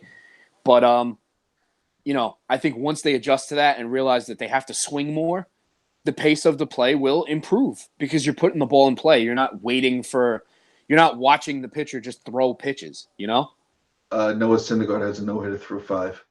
No, good. I traded him in that other league. That league is ridiculous. I'm not going back to that league. I'm not playing in that next year. I think even if I win it, because I'm in first place now. We're playing each other. Yeah, we're playing each other. Yeah, I forgot about that. Categories. There's too many categories. But I'm not going back to that league because everybody picked up every single prospect, and I didn't even realize it was number one, it was a keeper league, and number 2, that we could pick up prospects. So I'm not going back to that league. They can find somebody else to take my team next year. Yeah, I might not even go back. I'm not sure yet. I don't really love the categories thing either. I know that because in the league that I started that is still going on, the one where you had Bryce Harper and Mike Trout. Oh, yeah. Originally, but you didn't want to play because it was categories. That league is still going on. Yeah. Oh, wow. I didn't know that. Yeah. I just realized that. I think this is like year number 9 or 10. Oh, wow. Of that league. Yeah. The draft lottery starting. But anyway, just to put a bow on baseball right now, and as we get more into these shows, and we're going to talk more baseball, of course, but it's just it's watching baseball this year has been a lot of it's been nice to see So like you look at Tampa, who traded Chris Archer for Austin Meadows and Tyler Glasnow. Yeah, what a trade that's turned out to be. And Austin Meadows has been unbelievable, and I have him on the dynasty team. I never traded him; nobody wanted him, and no one's going to get him now. But you look at that, and their team has just been playing so well, and I still can't grasp this opener stuff. That's the only. I can't understand why we can't beat an opener. That drives me nuts. I'm just like so. It just annoys me. It really does. Well, I think it makes sense. I think it makes sense because you're just getting outs. You're just getting outs. That's it. You're just going to different guys to get outs. But the problem is, every time you go to the bullpen, you could be going to a guy that doesn't have it that day. Mm-hmm. And it just seems like whenever we face an opener, every guy that comes out of the pen is having like the day of their life, and it's fucking annoying. Yeah, I just hate the whole concept of it. I really do. I don't mind it. I kind of wish that the Yankees would explore it just because they have such a deep bullpen, and they did send Chad Green to Scranton to kind of work on having that role of opening, of like coming out and starting the game by pitching 2 or 3 solid innings before going to a starter to get them to the end of the bullpen. But the thing is, when it doesn't work, it fucking doesn't work because you're bringing in a guy, like if you're going to Chad Green for 2 innings and he gives up 4 or 5 runs, then you're going to Luis Sessa and he might give up 4 or 5 runs. It doesn't seem like it ever happens to the Rays, which is crazy. It's just crazy. They have guys like Yanni Chirinos and last year Wilmer Font and fucking Ryan Stanek and fucking like just guys that they wouldn't even be in the majors if they didn't have that role. Yeah, I agree. It's annoying from that perspective, but it does make sense that they're just getting outs. They're just getting outs. And it's caused the imbalance of the rosters to where you have 13 pitchers. Yeah, I hate the 3-man bench, especially when you look at the Yankee lineup that's as beat up as it is, and you still have guys like Sunday, right? I know this is kind of a bad time to complain about Boone, but Sunday, you don't have Sanchez, Gardner, and Torres in your lineup. And it's like, how do you expect to win this game today against a guy that won the Cy Young last year? Yeah. Now they did, because that's just – it kind of just feels like that's what the Yankees have done all year. Take games that they probably shouldn't win and win, which is a nice characteristic to have on your team. Yeah. Mm-hmm. But it's just annoying when you played a night before and like you couldn't DH Sanchez that night and then have him for the game tomorrow when you knew you were going to sit Torres. Like that kind of stuff is very annoying. Well, very annoying. The draft lottery is moments away. I didn't ask you this. I meant to ask you this before. What's your feelings on having Patrick Ewing represent the Knicks? I mean, I wish we could have what's his name, DeBuscher, but he's dead. He was on the dais when we got Ewing, but I mean, it doesn't really make me feel any better or worse. I mean, it's cool to see Patrick Ewing there. You don't think he gives like good vibes? Nah, going on? Not really. No? Not really. I don't know, man. I don't know. This thing, honestly, I'm like, if this thing is rigged, the Knicks should win because having Zion in the Garden is box office for the NBA. It's good for the NBA. It's not just good for the Knicks. It's good for the NBA. Yes. And it also gives a little bit more incentive to, superstars to want to sign in free agency. But, I you know what I kind of like about it? I kind of like that the Knicks are being connected to Ewing again because, he was a bench coach for the Orlando Magic, the Charlotte Hornets. Like, they didn't even want to interview him for the head coaching spot every time they had an opening. Like, it seemed like there was a little bit of a rift there with the Knicks and Patrick Ewing. But, the fact that he's sitting there at the dais tonight means, maybe they've mended some of those fences, which is cool because, obviously Ewing is just such an important part of the Knicks' history. And he's head coach in Georgetown, right? Yeah, I think he's still there. I think he's still coaching Georgetown. It's a I shame. wonder if any of his players are in this. It's a shame though that the Knicks never like made him a bench coach or an assistant coach. That to me, yes, he never won a championship, but he changed your franchise. He changed the mode of the franchise. He was a phenomenal scorer, phenomenal defender. He was a guy who, with that fadeaway jump shot that he always hit.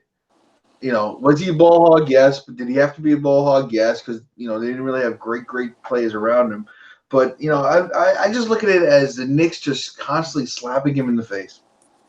A little bit, but I mean, no other team ever really gave him that chance to be a head coach either. And when you're an assistant, you're kind of an assistant to the head coach. So I kind of always looked at it like that. Like, it's up to Hornacek to pick who he wanted to be his assistant, or Fizdale to pick who he wanted to be his assistant, or Derek Fisher, whatever, to be his assistant. So I just think the cards never really, the stars never really aligned for that, and they did have Carmelo Anthony at the time, so they couldn't go just throwing like an alpha coach in a spot like that. But I think a guy like Ewing could have helped those guys understand is to play in New York, because he played so long in New York and he was so good for so long in New York. Well, they already had a guy like that. His name was Walt Frazier, And according to Walt Frazier, Melo always kind of wanted to do his own thing, never really wanted to take too much advice, Like he felt like he was just doing fine being a player in New York. And, a lot of the Melo era goes underappreciated, All I heard today is, the Knicks haven't been relevant in fucking 40 years or whatever. And it's like, no, they were relevant when they had Melo. They were in the Eastern Conference semifinals. Like, they won 54 games. Yeah. Like, that was a fun season. The year that I wanted them to win, so you get the tattoo. The Mike Woodson tattoo. Yes. Yeah. Well, if they won a championship, I would have no regrets with that. No regrets whatsoever. But it looks like we're about to get started here. Yeah, we're getting there. Oh boy. But I mean, it's cool to see Ewing up there, but it doesn't really give me any like positive, vibes or anything like that. Put me in Zion Williamson's head.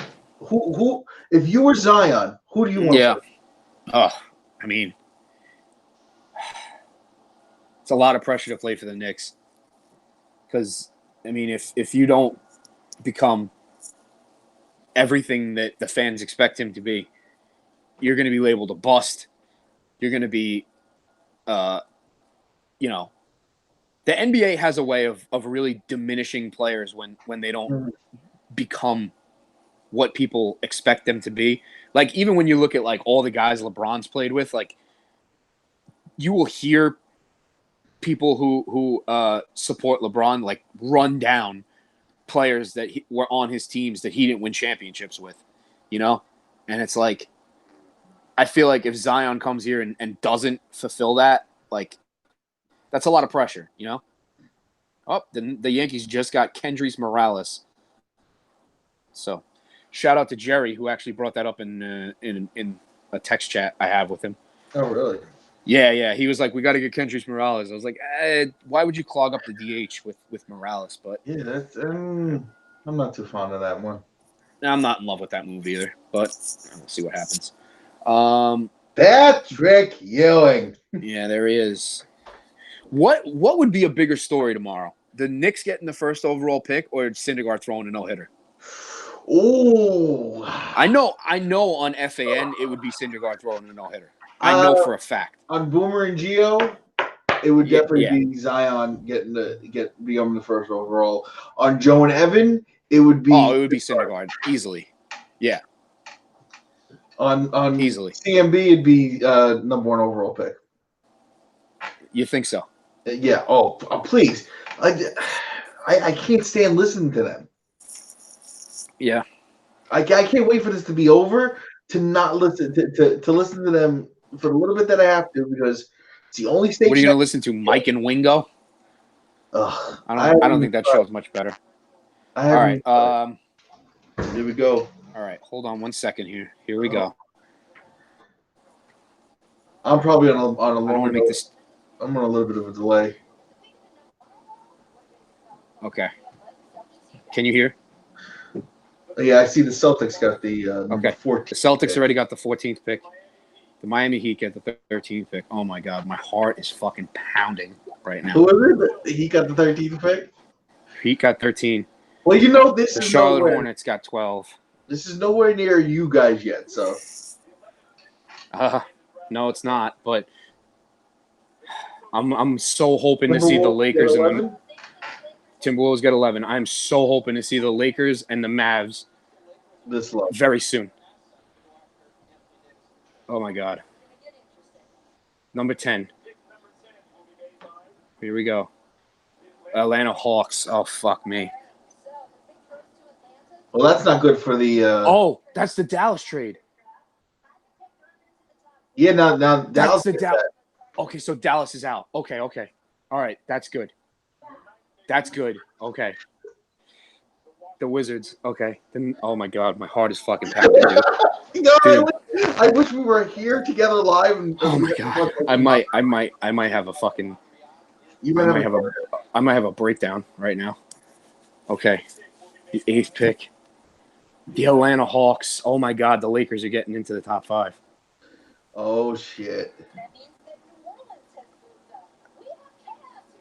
Okay, New Orleans has moved up. Holy shit, I'm shaking. I wish we had the blood pressure monitor on you. Oh my God. Oh, the Chicago Bulls. They're at 7. Oh, my God. What the fuck? The Bulls don't get the number 1 pick, so a lot No. of people have said that. You guys are wrong.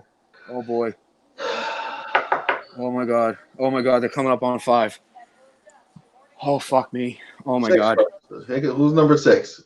The Suns. Oh my God. The Lakers are in the top 5. Oh my God, the Lakers are in the top 5. Who's left Oh my now? God. Oh my God.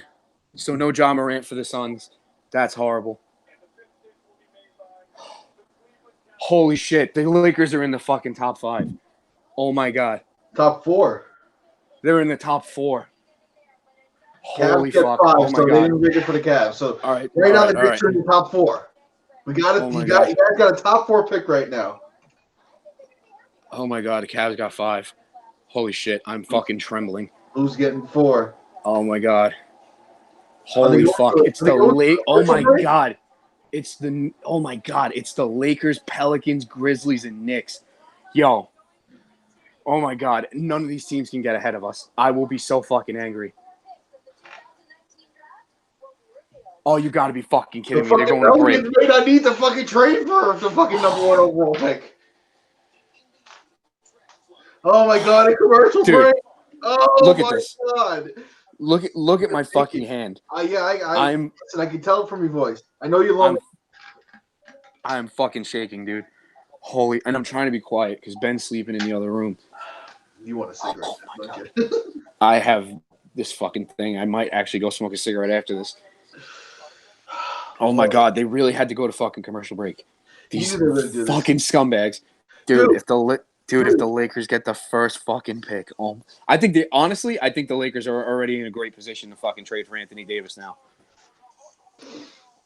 Yeah, because They can get the 4th fucking pick, and that would be a perfect trade piece for Anthony Davis.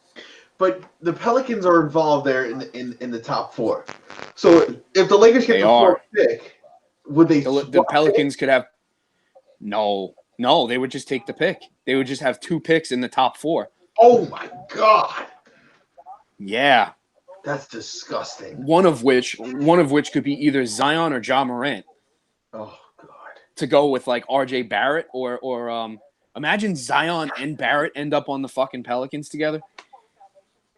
Bro, this is insane. Oh my God, I please gotta go on let Twitter and see what's going on Twitter. let the next pick be the Lakers. Please let the next pick be the Lakers.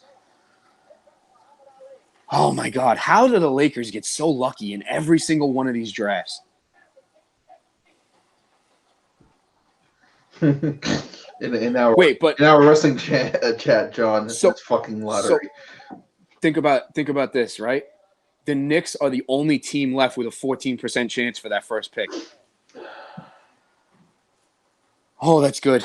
Okay, that's good. I'm going to stop worrying about everything else. And I'm just going to worry about this fucking pick we're making.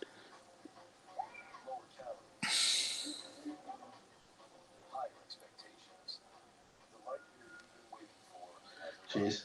Radio silence right now. Radio silence. I'm looking for some tweets on Twitter here. I'm trying to see. Yeah, what do you got? I'm looking. Radio nerves. Doug Ellen, Magic must be freaking right now. The Magic? No, Magic Johnson. Oh, Magic Johnson. Oh, yeah. Oh, fuck, yeah. I'm so happy Dallas got fucked. Oh, that's so good. So the Hawks have two top. Michael Wilbon, absolute feel of drama in the lottery ballroom here in Chicago. Deflation when the Bulls dropped from 4th to 7th. Not the Chicago election result many of us hoped for. Wow. Sid Rosenberg, we made it to the top 4 at NY Knicks. If there is a God, come on. Please. Adam Shine, I can't do his voice, but I'll say it again. Draft lottery is a joke, just wrong. Related. Go Knicks, and my heart is racing. I can't even describe what I'm feeling right now. I actually have like a headache from the stress. Oh my God, just fucking come back. Let's go. Oh my God. Oh my God. Could you imagine Knicks fans going through this for the first pick and then they trade it for Anthony Davis? Oh, you can't. Oh my God. Oh my God.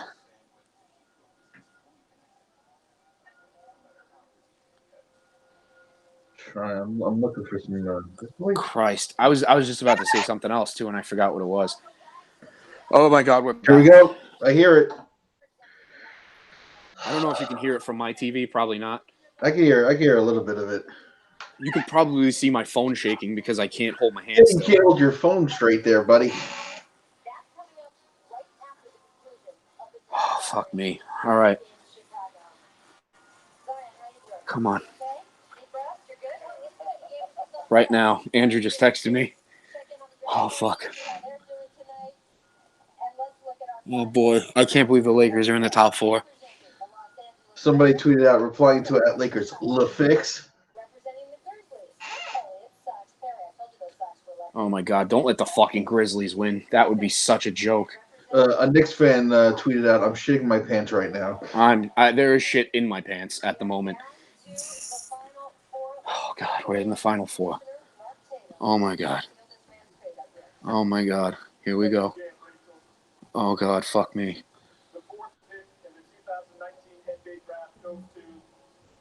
The Lakers! Oh, my God. The Knicks are in the top 3. Oh, my God. Oh, my God. The Knicks are in the top 3.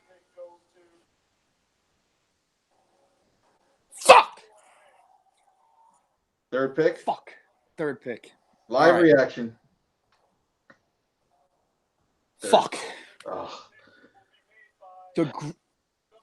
Oh, my God. The Pelicans won the fucking draft.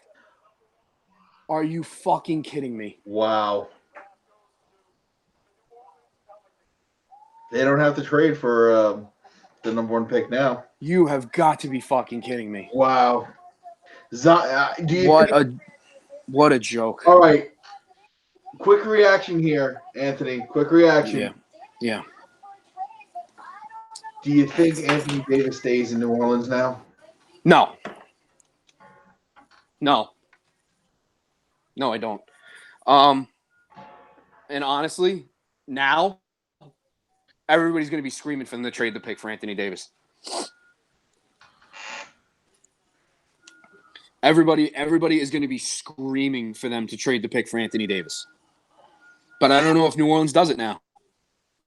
I mean, they can get 1 and 3. Fuck, man. Oh, wow. That fucking sucks. How did the... Nope. Oh, I hate the fucking lottery. Should be the worst team gets the first overall pick. I hate the fucking lottery. There's a reason they're the worst team. There's a reason. It's not the worst. Okay, I'm trying to be. It's not the worst thing. Listen, it's not number We didn't 5. fall to it's not 5. 4. You got 3, so 5. you're most likely going to get RJ Barrett if We could. if they stay with the pick. Right. I mean, realistically, it's RJ Barrett or Anthony Davis. So I think with this, but you're going to give Anthony up Davis a comes lot. with losing Kevin Knox, Mitchell Robinson, and probably Dennis Smith Jr. And I don't think that would be a smart thing to do. I just don't. I can't believe the Pelicans won the fucking. I mean, you know how many teams got fucked in this lottery?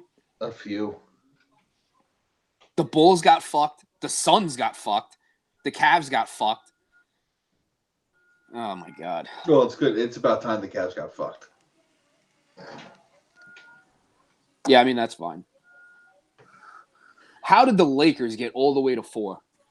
God damn. Unbelievable. Every fucking year, this team gets a fucking break in the lottery. Every fucking year.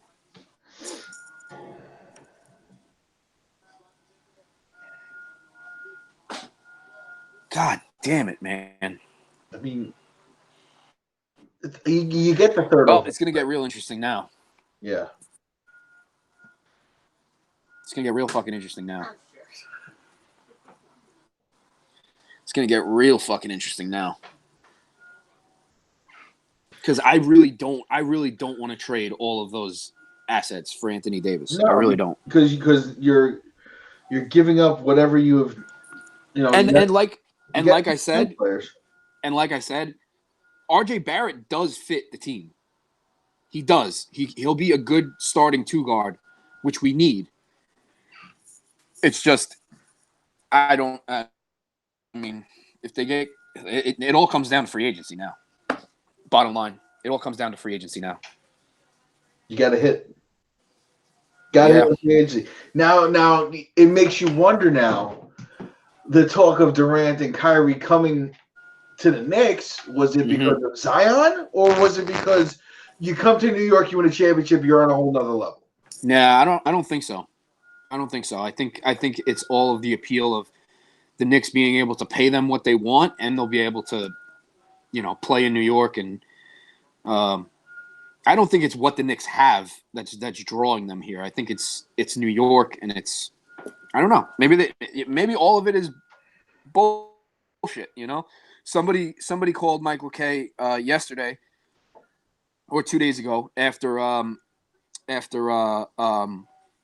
they had Stephen A on. He said it's a 95% chance that Irving and Durant are going to the Knicks, and he said, he also said that Paul George and DeMar DeRozan were going to be Lakers, which didn't happen.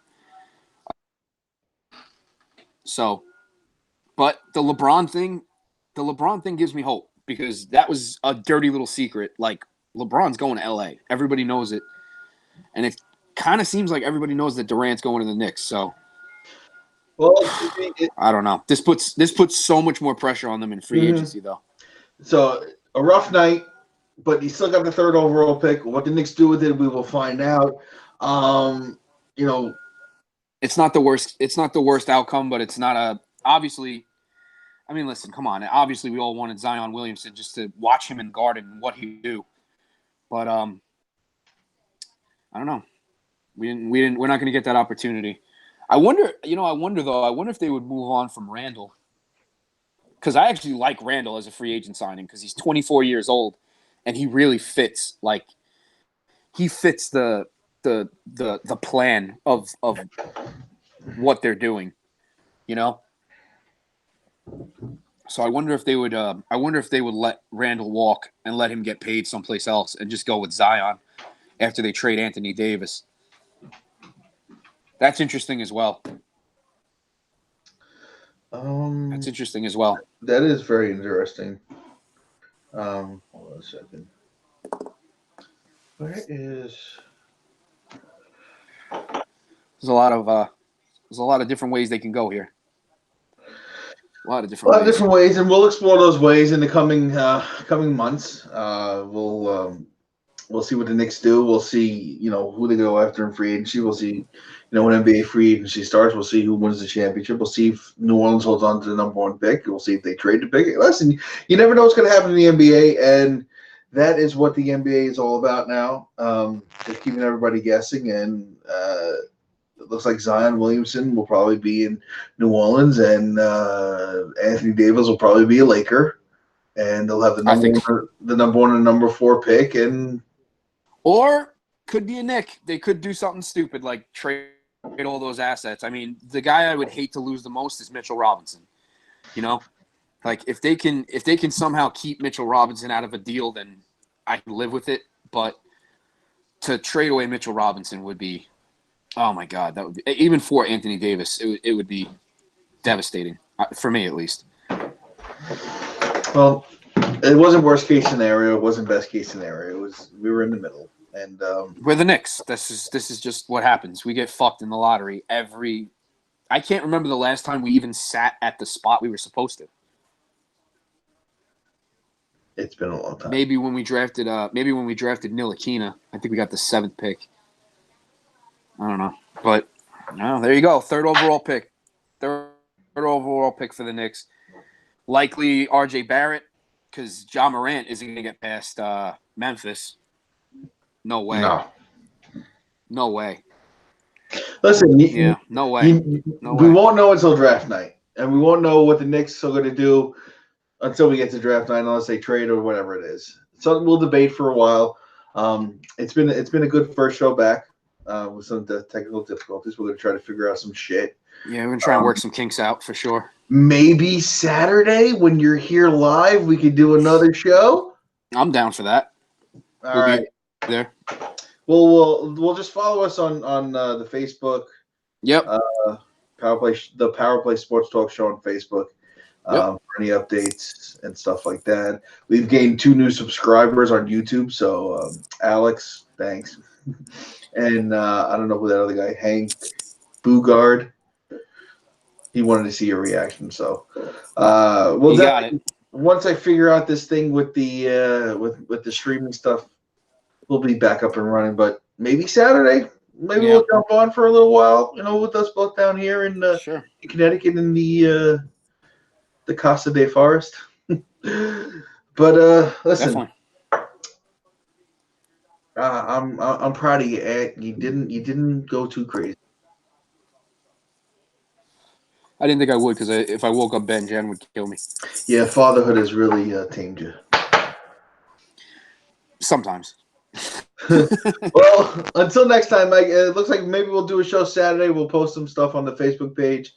Trying to get the Instagram page back and all that stuff. And until then, sure. We'll see you when we see you. Yep. I can't do the whole what we used to do right now.